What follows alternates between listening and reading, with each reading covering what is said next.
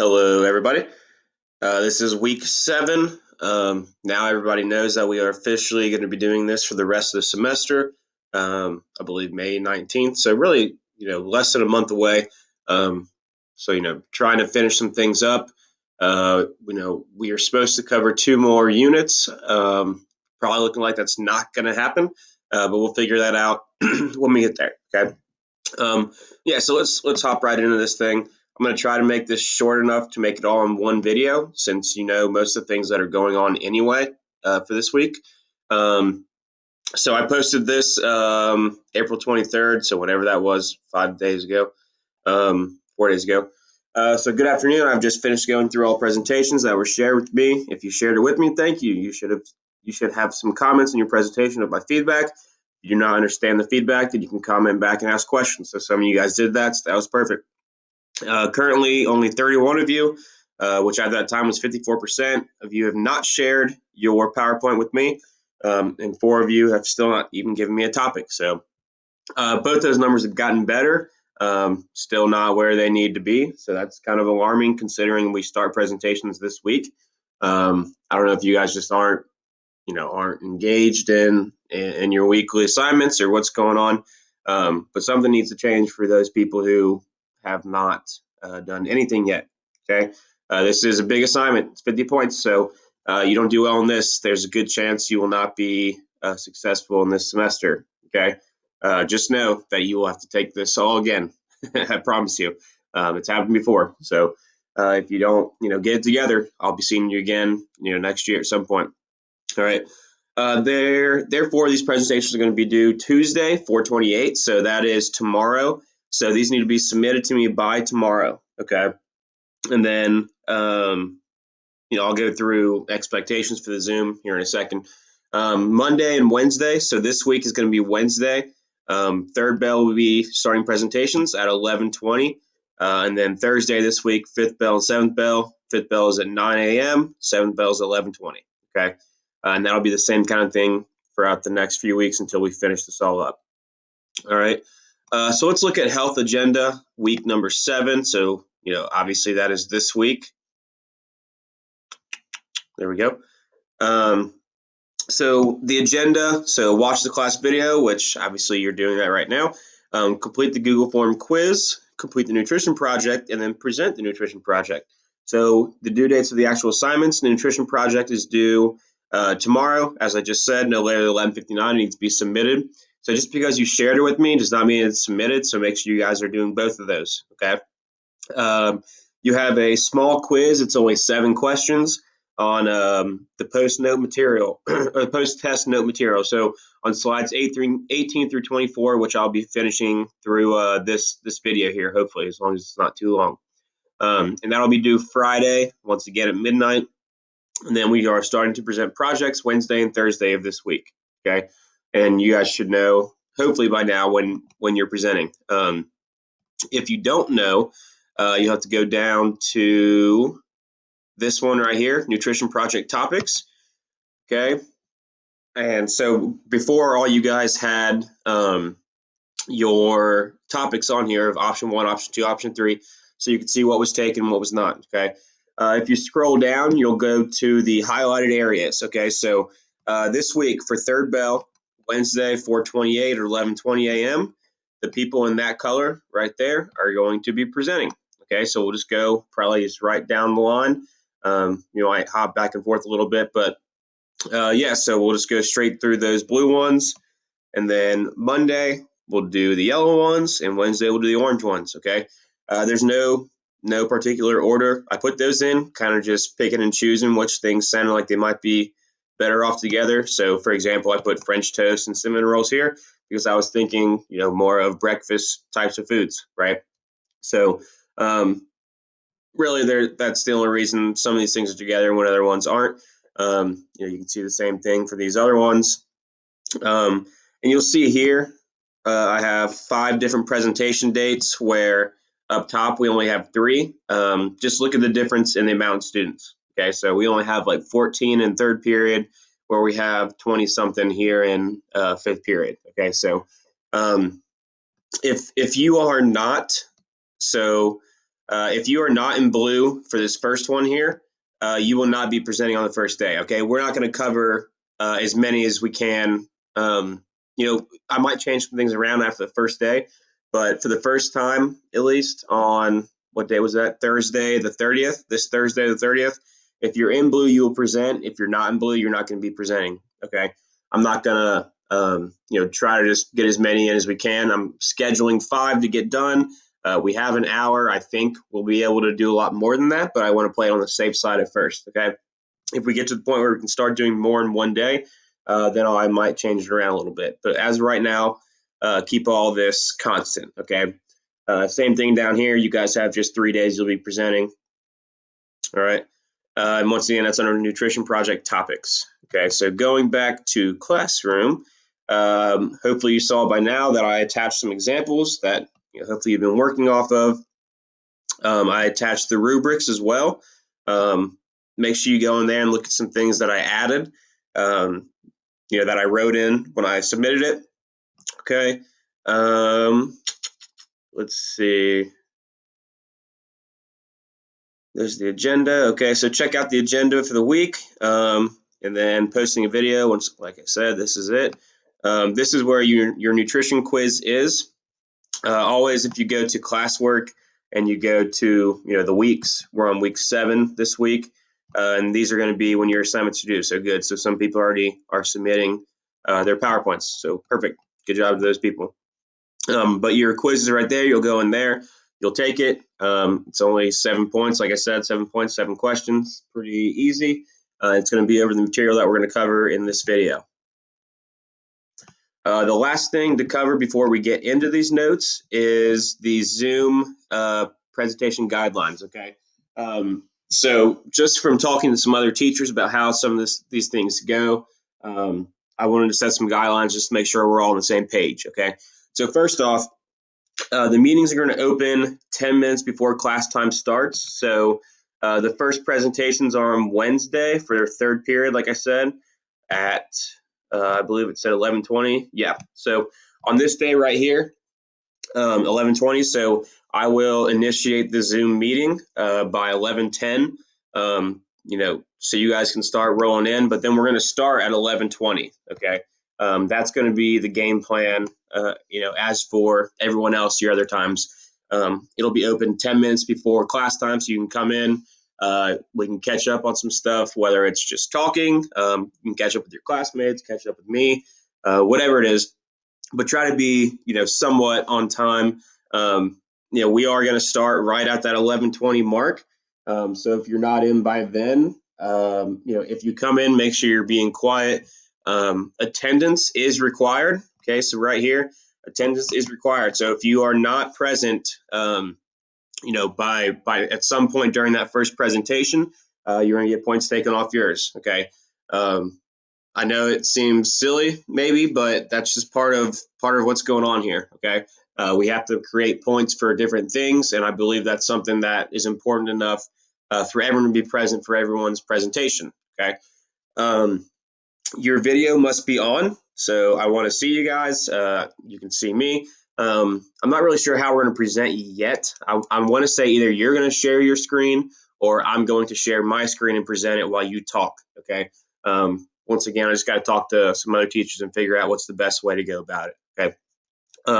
But your video must be on whether you are presenting or not. If you are not presenting, feel free to mute yourself. I would actually recommend that, especially because I don't want to hear anything going on in the background. But like if it's brothers or sisters screaming around the house, whatever it is. So mute yourself if you are not presenting. Obviously, if you are presenting, do not mute yourself. Dress appropriately. So we can do theme days if you guys want to. So for example, maybe we do costumes one day. Maybe one day you dress up as a chef and put on an apron, whatever it is. Or we can do business attire, doesn't matter. But what I mean, dress appropriately, just don't wear anything bad, okay? I don't care if you guys are in sweatpants and sweatshirts, okay? That's totally cool with me. But just don't, you should know what I'm talking about, okay? Just make sure you are dressing appropriately, all right? If you want to say green and white day attire without the green and white, let's go with that, all right? Fair enough. But yeah, that's it. So let's go into, looks like someone already did the quiz. So let's go into the notes. There's not a whole lot to cover. And I do want to run through it somewhat quickly since it is only 7 questions on the test. But some of this information you will use for your presentation. So if you have questions on this, make sure you come and ask me, okay?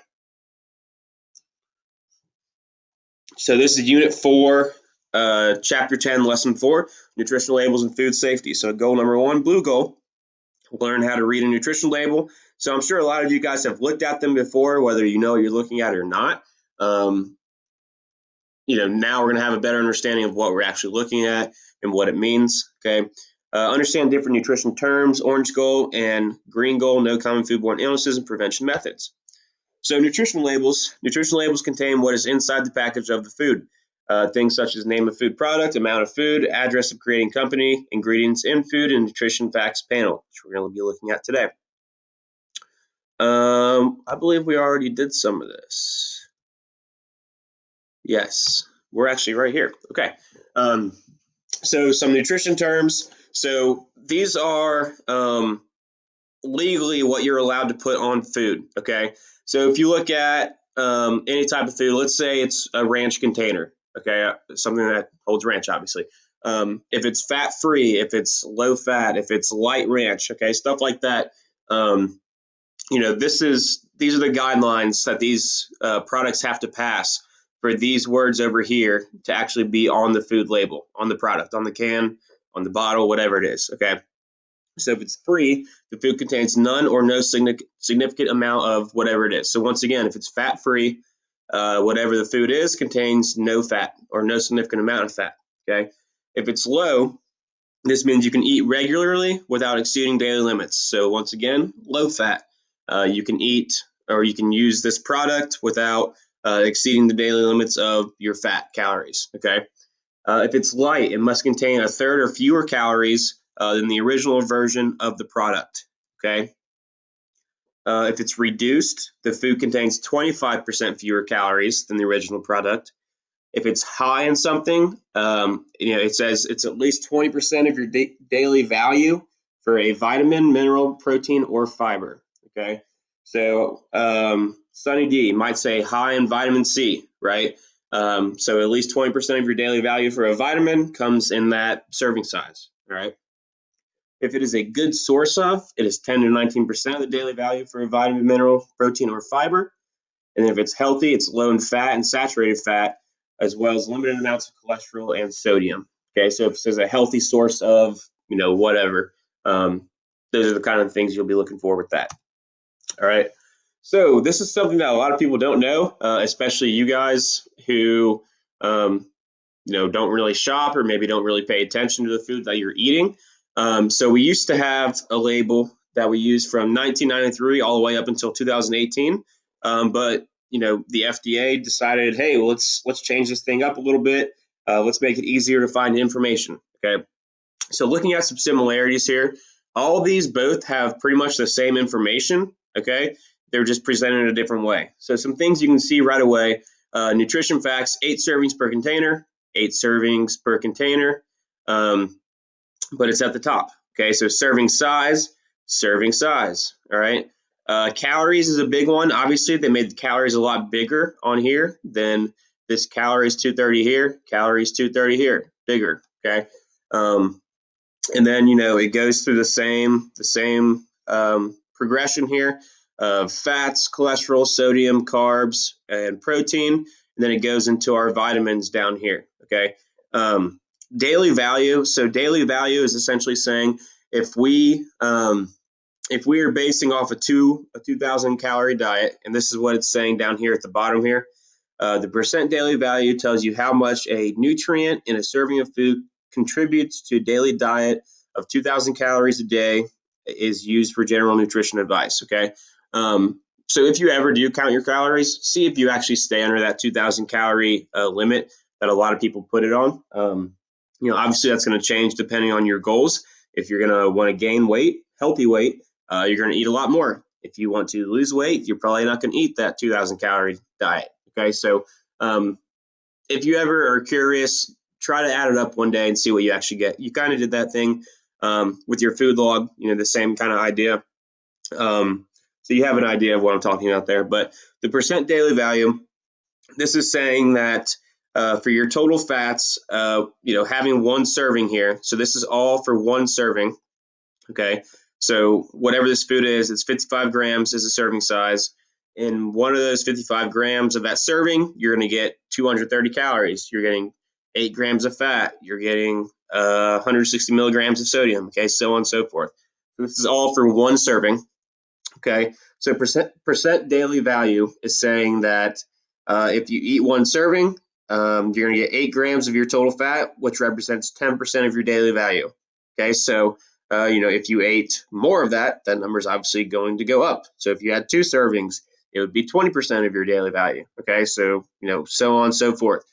We talked about added sugars before, so one serving of this also represents 20% of your added sugars for the day. Okay, so these are all daily things. All right.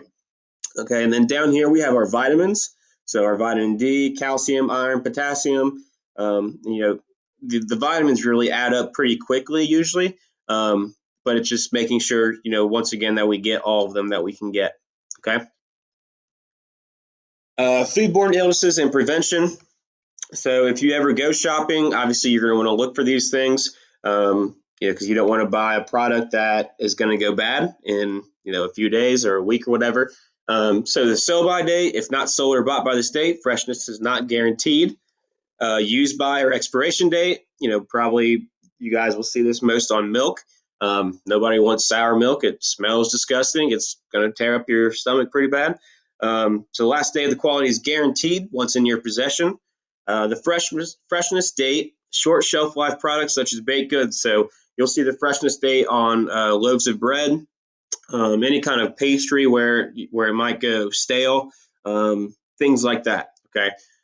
Pack dates, day or date the product was packaged or processed. Now, a lot of people don't understand why this is important to know.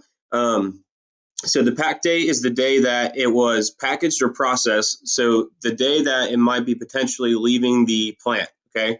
So here you see we have a factory that's making looks like loaves of bread, maybe.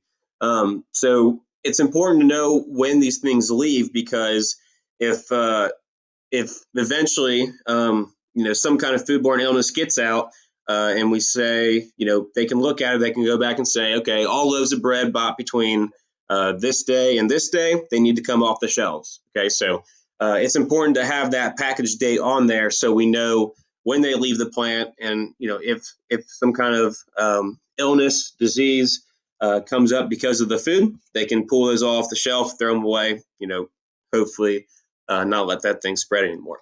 Okay, I think that's the last slide. Yeah. So, foodborne illnesses and prevention continued. Honestly, guys, I will tell you, none of this stuff is on the quiz, so don't go too far into it. Bacteria and viruses cause most foodborne illnesses. Some are naturally present in healthy animals. Some common ones are Salmonella and E. coli. I'm sure you guys have heard about E. coli, especially in lettuce when it comes to Chipotle. Um, that's happened somewhat recently, maybe a few years ago, if not before that. Some things we do to prevent foodborne illnesses: pasteurization, so treating a substance with heat to try and kill or slow the growth of pathogens. Obviously, cleaning, washing your hands, washing your dishes, cleaning your food, separating your food. So when you are preparing a meal, and maybe some of you guys know about this stuff, maybe you don't. When you're preparing a meal, you want to make sure you separate your foods when you are preparing it. So like you don't want your raw meat and your poultry touching each other, okay? Because whatever's on that raw meat gets on the poultry, whatever's on the poultry gets on the raw meat. Okay, it's a breeding ground for bacteria if you don't separate those things. Okay, cooking it. So obviously, when we cook our food, we try to kill some pathogens. You can always tell the appearance is a good sign usually. So like burgers or steaks, the more pink on the inside, the more raw, the more uncooked that meat is. Okay. I know some people like it that way. Just appearance is usually a good sign of what it looks like. And then chilling, so in the refrigerator, slows the growth of harmful bacteria. Frozen foods need to be unthawed or thawed out before they are cooked, obviously. Okay. And then that's just more information on, making sure that you're covering things on your projects, okay? But for the most part, that's all on the rubric as well, okay? All right, I think that's it. Hopefully this thing didn't go too long. So yeah, just make sure you remember presentations are due Tuesday, and the quiz is due Friday, okay? Remember, today's Monday. This is the last day that I will go through your projects and give you feedback, okay? So if you want feedback, make sure you're emailing me. You email me whatever you want to. Um, if you want me to look at your project or not, I'll give you feedback, and that needs to be in, somewhat soon. I'm not going to be checking it at 7 o'clock at night, the night before these things are due. Okay, but try to get them to me soon. I'll give you feedback, and then hopefully, you won't lose any points on your presentation. Okay. All right. I think that is it. I will see some of you guys on Wednesday, some of you guys on Thursday, and then obviously next week. This is kind of going to be the main thing that we're going to be doing. All right. All right. Stay safe. Get outside. It's a nice day today. Throw the ball around, run around, do whatever. Release some energy. That is it, guys. I'm running out of things to say. All right. Have a good one.